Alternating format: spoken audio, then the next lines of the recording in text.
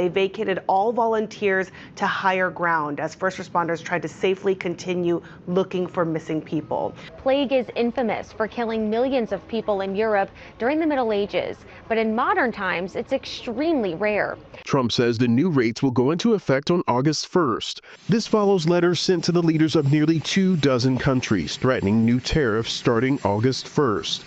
In this video, we're going to take a look at recent developments that point to the reality that we're increasingly facing. Help, it's not always available, so we have to take responsibility for our own safety and well-being by prioritizing genuine preparedness. We're going to examine 3 crucial stories affecting every household: the rise in extreme storms, new tariffs leading to higher prices, and a surge in disease outbreaks. I'm also going to tell you which of these threats I think we should really pay attention to and which we don't really have to give a lot of time and energy to. I'm going to share exactly what I'm doing to counter these threats so you can apply these steps in your own life. We're also announcing our latest giveaway winner, and we'll tell you how you can enter this next one, so you're going to want to watch this video until the end.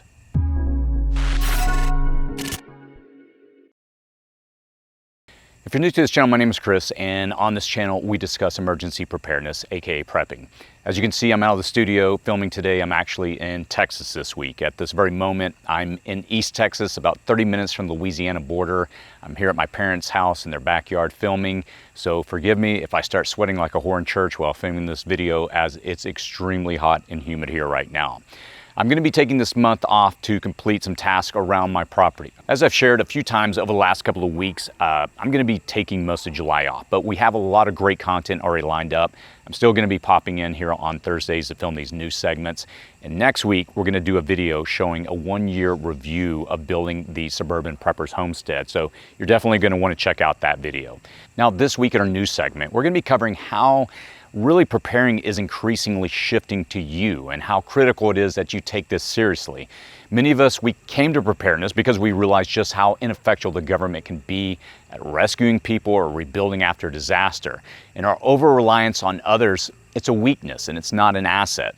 We see early warning systems not working as well as planned, rescue and recovery forces overwhelmed by the magnitude of some of these storms and challenges, infrastructure's failing at critical times, and an increasing need to take on and shoulder more of the personal burden for our health, security, and safety. And that's what preparedness is all about. A storm is coming. The recent flood in Texas claimed over 134 lives, and at the time of recording this video, there's still 101 people that are missing. Communities, they had little time to respond, with some lacking proper alert systems and others experiencing delays. And in some cases, warnings came hours after the danger began or never reached residents at all. Now, one responder tried to issue an alert more than an hour before it was sent. And these breakdowns, they really reveal how strained and unprepared many local systems have become. In just the past month, the United States has been hit by 4 separate storms described as once-in-a-thousand-year events. Now, these are not routine weather patterns. They include flash floods in New Mexico, rare rainfall records shattered across the southeast, and widespread damage to roads, power systems, and farms from coast to coast. Events of this scale and frequency were once considered nearly impossible, yet they are now overlapping and straining every part of the response system. Infrastructure is being pushed to the edge. Food production is being disrupted. Insurance markets are under stress. Emergency services are being overwhelmed, not in just one location, but across multiple states simultaneously. And at the federal level, support systems are not keeping up. The National Weather Service is operating with fewer resources as retirements go unfulfilled and newly opened positions remain vacant. Forecasting offices in major parts of Texas, including Austin, San Antonio, and San Angelo, are understaffed. Across the country, more than 30 offices are currently without a chief meteorologist. And these are the experts who turn raw data into life-saving guidance. When those roles are empty, the warning gaps, they widen, and the public is left more vulnerable. The forecasting gap is not just about staffing. Key tools and programs have been cut as well. Satellite data sharing between military and civilian agencies has ended. Weather balloon launches, vital for tracking storm strength and direction, are down by 20%. Hurricane Hunter aircraft may be grounded, and one of the top storm research labs in Miami faces closure. All of this is unfolding as the 2025 hurricane season gains strength and storms like Tropical Storm Chantal test the limits of what remains. With fewer tools and fewer experts, our ability to see what's coming is slipping just as the stakes are rising. Meanwhile, the Federal Emergency Management Agency is grappling with its own challenges. In Texas, families trying to reach FEMA for help after the flood often get no response. thousands of calls were unanswered. And recent changes in contracting policies require top-level approval for any grants or contracts above $100,000. Nowadays, $100,000 really doesn't cover much to rebuild even a single home. And in the most practical terms, that means delays. And when the system is already overloaded, that extra step can slow down everything from shelter deployment to basic supply deliveries. Elsewhere in the country, the story is much the same. In New Mexico, flash floods recently struck a town still recovering from last year's wildfires. And disasters are stacking on top of one another, with little time or support for communities to rebuild in between. Each new event puts more stress on already thin systems. Each response becomes more fragile than the last, and we're now seeing large destructive storms arrive with greater intensity and less notice. We're also seeing fewer resources available to help us prepare and recover.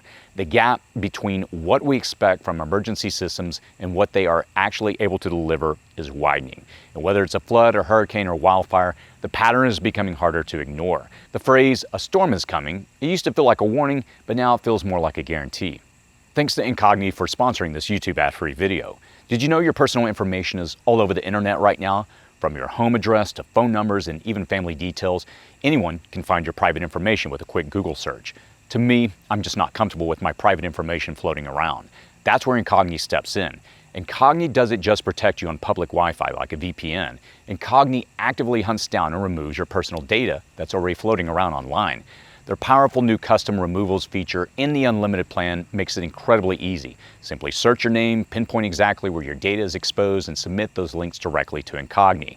Their privacy experts take care of the rest, even tackling challenging websites beyond typical automated removal services. Imagine a world where you don't have to constantly worry about who's accessing or misusing your sensitive information online. With Incogni, reclaiming your privacy is effortless. Take your personal data back today. Use code PREPPING at incogni.com/prepping and you'll receive an exclusive 60% off your annual plan. There's never been a better time to regain control over your online presence. Click the link below or find it in the pinned comment to start protecting yourself now. What does this mean to us? This summer has made one thing clear. We can no longer rely on rapid warnings or prompt assistance when disaster strikes. The systems that we once trusted on are stretched thin, and the delay between danger and response is growing. Forecasts may be late or wrong, and in some places there may be no warning at all. The reality is that we are now witnessing public safety systems being slowly dismantled, whether due to funding issues, staffing shortages, or bureaucratic red tape. The safety net, it is fraying, and we're seeing the effects. And what that means is the burden of readiness, it falls on us. Hope for the best, but prepare for the worst. Preparedness is no longer optional. If you live in a flood zone, do not wait for the next storm to build basic defenses. Think through drainage, protect your power systems, elevate your important items, get backup water and emergency lighting. And if you live in a fire-prone region or a hurricane corridor, make sure you have an evacuation plan that does not depend on an alert that may never come. If you anticipate a storm large and intense enough to wipe out roads and infrastructure, take responsibility enough to support a supply of clean drinkable water, food, energy, and a means to cook. That's all independent of municipal or other supply chains or infrastructure systems. And this is really about responsibility. The systems that we used to rely on, they're slower now, they're less dependable, and they often come late to respond. The best protection comes from preparing before a crisis begins. My encouragement is don't wait for someone else to issue the alert or bring the help. My encouragement is to be ready to act if the systems does not come through for you in your area and time. Where I live, fire is my biggest concern in Southern California. I'm in the process of overhauling the city prepping property that I recently purchased with systems to help combat fire as resources, they're being stretched thin as fires are growing larger in our area, something that we witnessed recently in Los Angeles. Storms that were once expected once a century or once a millennium are now arriving more often and with greater force. The data is there. It's been carefully gathered, tracked, and reviewed over the decades. Still, some would rather believe in weather manipulation than face what the evidence clearly shows. That kind of thinking, it's not going to help when the rain starts falling and the roads wash out. Look around today and ask yourself what you would need to do if help did not arrive. What if the warning never came? What if the shelves were already empty? These are the questions that are worth answering now while you still have the time and choice. So what do you think? What lessons are you taking from the Texas flood? How is it changing your prepping? Let us know your thoughts in the comments below. Rising prices. With the next round of tariffs set to begin on August 1st, the signs, they're already showing up across grocery stores, hardware shelves, and pharmacy counters. Now, while some tariffs have yet to take effect, many are already in place, and the reaction from markets and suppliers is well underway. Imports from countries like Japan, Mexico, South Korea, and the European Union are now carrying additional costs of 25 to 50%. Even more sweeping penalties are on the table for countries aligned with BRICS, with Brazil potentially facing a 50% tariff of its own. The impact is not just political, it's personal. Coffee futures jumped more than 3% the day after the new tariffs were announced. Orange juice prices have climbed 6%, and both products rely heavily on imports from Brazil, and with Florida's citrus industry still recovering, few alternatives exist. And at the same time, fresh fruits and vegetables from Mexico, they're about to become a lot more expensive, just as labor shortages in California strain the domestic supply. And this pressure, it is not limited to food. Common medications, auto parts, electronics, semiconductors, and construction materials, they are all under strain. Even if you're not seeing shortages yet, the effects are building in the background. The supply chain for many of these items is long and fragile. Retailers and manufacturers are already stockpiling, which drives up prices before tariffs are fully even implemented, and even if they're never fully implemented. That early movement means the average household starts feeling the pinch well before any official date arrives. And what makes this round of tariffs different is how broad the impact's going to be. These are not just niche products or luxury goods. These are everyday items used in homes across the country, from your morning coffee to your blood pressure medication to the lumber or copper wire or pipe for your next repair job. The costs, they are rising and the shelves are thinning out. And whether or not every policy goes into full effect, the reaction is already underway. Tariffs may be political in origin, but the consequences are as close as your pantry. Next week's video is going to provide a much deeper dive into the latest round of tariffs slated for August, so you're going to want to subscribe to this channel not to miss that. All of the political posturing and negotiations aside, this summer is when we're really going to see the impact of all these tariffs since the first of the year. Inventories absorbing the impact, they are dwindling. Stockpiling in advance is taking a backseat to just delaying the capital investment until more stable economic times appear. And inflation numbers are increasingly more dismal with each release. You're going to feel this more directly at the point of sale if you have it already. What does this mean to us? Prepping is not just about disaster, it's protection against rising prices and shrinking supplies. And by building up food storage, restocking household basics, and thinking ahead about maintenance and medication needs, you give yourself a buffer when markets turn volatile. The on-again, off-again nature of these tariffs directly results in price spikes and inventory declines. And that's not a stable environment for businesses or consumers, so they adjust by holding back on spending. That, in turn, slows down the pace of the economy. It's a complex system that right now has a lot of wrenches being thrown into it. And you don't have to predict every policy change to be ready. You just need to act before the next wave hits. And as new tariffs ripple through global supply chains, the households that stay steady are going to be the ones that will be prepared early. Are we waiting for one of these wrenches to catch in the machine and the whole machine that is our economy to seize up? Are we staring down a future larger economic decline? Or do you think the tariffs are creating stability and growth? Let us know your thoughts by leaving a comment below. Outbreaks increasing. While most headlines this summer have focused on storms and supply chains, a different kind of risk is slowly building in the background. Now, since January, the United States has recorded over 1,285 measles cases, the highest total in 33 years, and most have occurred in Texas, where I'm reporting to you from right now, and surrounding southwestern states, but only a dozen states remain without confirmed cases. The CDC now warns that the country could lose its official measles elimination status for the first time since 2000. And at the same time, a resident of northern Arizona has died from pneumonic plague. And while rare and mostly limited to a few cases a year in the American Southwest, this recent fatality is a reminder that even historical diseases still linger in the background of rural life. Human-to-human transmission of the plague has not been recorded in the United States in a century, but animal-to-animal infections, they continue to surface. The third concern is bird flu. Now, the CDC recently ended its emergency response status for the H5N1 outbreak, transferring ongoing surveillance responsibility to the USDA. And this move does not signal that the risk is gone. It just simply means that the management is shifting away from emergency response and into long-term monitoring. Now, the avian flu has already infected more than 169 million birds and has jumped to dairy cows and even a small number of humans. Experts continue to watch closely for a potential resurgence in the fall. Now, taken together, these events, they represent a growing pressure on public health systems across the country. Environmental factors, they are also playing a role. Warmer winters Heavier rains and a prolonged humidity have all been linked to more intense or more frequent outbreaks of diseases like RSV, Salmonella, and even norovirus. As with the storms and supply shortages we've already covered, these conditions, they are not isolated. They are part of a broader pattern. And for most people, these outbreaks are not yet a cause for panic, but they are a reminder that infectious diseases are still a part of life in this modern world. Some systems are doing their best to keep up, others are showing signs of strain, and once again, the gap between what we expect from official response and what's actually happening is starting to widen. What does this mean to us? Look, we're not sounding the alarm here at City Prepping, but we're paying attention. Outbreaks of measles, plague, and the bird flu are happening in more places and spreading faster than many realize. And these are not isolated incidents. They reflect a trend we think our viewers should be aware of. And if you're immunocompromised or caring for someone who is, this is a good time to review basic precautions. Keep masks, hand sanitizers, and over-the-counter medications stocked. Supplies, they often get hit hard during even a small outbreak, especially if that overlaps with other events like natural disasters or economic shocks. Just like food and water, basic medical items, they are part of a strong preparedness plan. And then look, if nothing comes of it, you're still ahead. If things get worse in the fall, you're going to be ready. And as always, we're watching the data so you can stay informed without being overwhelmed. Giveaway.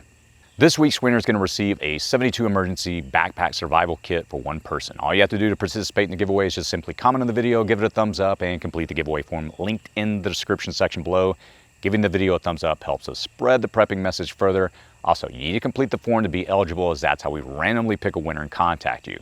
Now, the information's only accessible to our team here at City Prepping. Using a random selection tool, we'll choose a winner from the entrance and reach out to you via the email that you provided on the submitted form. So congrats to our last giveaway winner for the emergency food supply, Jonathan Harrison. We'll reach out to you shortly to get that sent to you. As I wind down this video, like I always try to do, I try to typically do two things on these videos. One, share what I'm working on, and two, just a simple word of encouragement. This week and last week, actually last week, I took time off. My family, we got away for a week, which was a really good, relaxing time. It was really, really great. And this week, unfortunately, I had to come to Texas for a situation in my family. I'll be honest, I'm still processing a lot's going on a personal level, just some sickness, illness in our family that, looks to be pretty severe. And so I'm dealing with that right now with a sibling. And, I don't know, got a lot to process over the next few weeks as this situation continues. And, probably share a little more in the coming weeks and talk about that. But it's definitely, for me, it's been a wake-up call to, just value the time that we have with family and friends. And if you're watching this, my encouragement is reach out. Tell family members that you have, that you love them, that thinking of them, whatever it is you want to do. Time, it moves fast. And sometimes, I don't know, I've made the mistake of thinking, oh, I've got time, to go back and see a family member or this and that. And sometimes that time just disappears. So just on a personal level, that's what I've been dealing with. And I'll probably share more in the coming weeks as I'm dealing with that with my family. But all in all, it's been nice coming back to see other family members and, again, taking advantage of what I have in this time. My encouragement, as always, like I said, I try to end these videos on a word of encouragement. And this is, again, with everything that's going on, my encouragement is to remember that preparedness, it's not about panic or fear. It's about peace of mind. It's the quiet confidence that really comes from knowing that you've done your part to protect yourself and your loved ones. And we really see clearly that the systems we once counted on aren't always reliable when we need them the most. Disasters, often called, rare, they're becoming the new normal. And rising costs and spreading illnesses remind us daily that our safety and security really has to start at home. And I know if you're watching this video, a lot of times it can feel overwhelming when we do these news segments. There's so much that's happening. But we do these videos to try to give you a heads up so you can prepare. And if you're feeling overwhelmed, you're not alone. But don't let that stop you from starting small. My encouragement is every action you take, from storing extra food to creating an emergency plan, it really puts you more in control and puts that control back in your hands, and it reduces uncertainty. And this is not a journey that you have to make alone. The strength of our community, it's found in the stories that we share, the encouragement we offer, and the lessons that we learn together. So today, I challenge you, ask yourself honestly, What would I do if help was delayed? Then just take one concrete step toward answering that question. Hope is not a foundation in promises or assurances from elsewhere. It is built through readiness and responsibility right where you are. I'm going to post some links below to resources that will help you get started practically today. So stop waiting and start preparing. You've got this, and we're in this together. The best way to take charge and responsibility of your own safety and security and to not rely upon the government to step in and save you when you need it is to prepare today. And that doesn't need to be accomplished all at once. You can take back control over your future by doing a little each day. So check out a couple of videos I'm going to post here on the side of the screen. One's how to build a bug out bag and 5 critical actions preppers have to take. I'm going to link to both of those in the comments and description section below, and again on the screen here on the side. Just those 2 videos are going to give you the basis of what you need to take back control of an increasingly uncertain future. So I hope you take the time to watch those next. As always, stay safe out there.